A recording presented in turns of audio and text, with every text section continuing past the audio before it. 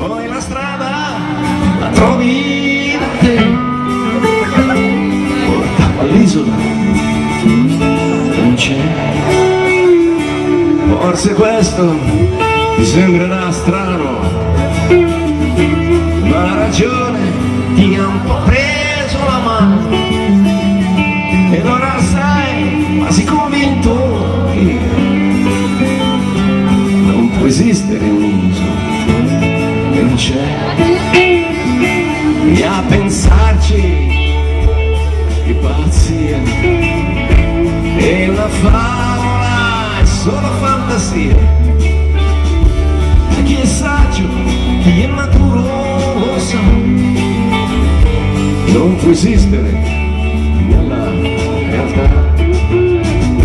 Sono d'accordo con voi, non esiste una terra dove non ci sono santi e eroi, e se non ci sono ladri, se non c'è mai la guerra, forse è proprio un'isola che non c'è,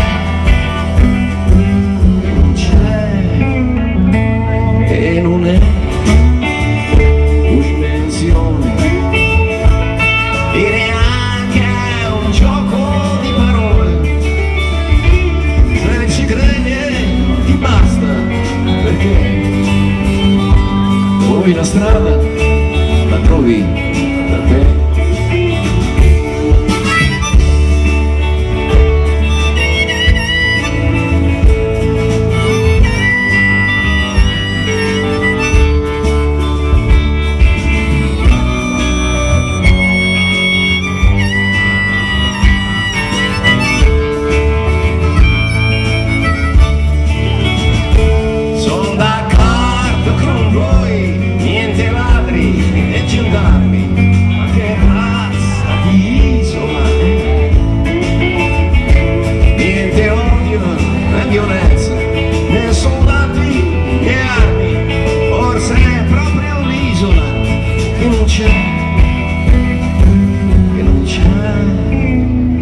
Seconda stella a destra, questo è il cammino, e poi dritto fino al mattino. Non ti puoi sbagliare, perché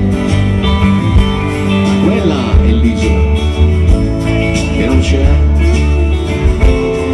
Ti prendono in giro se continui a cercarla, ma non darti per vinto, perché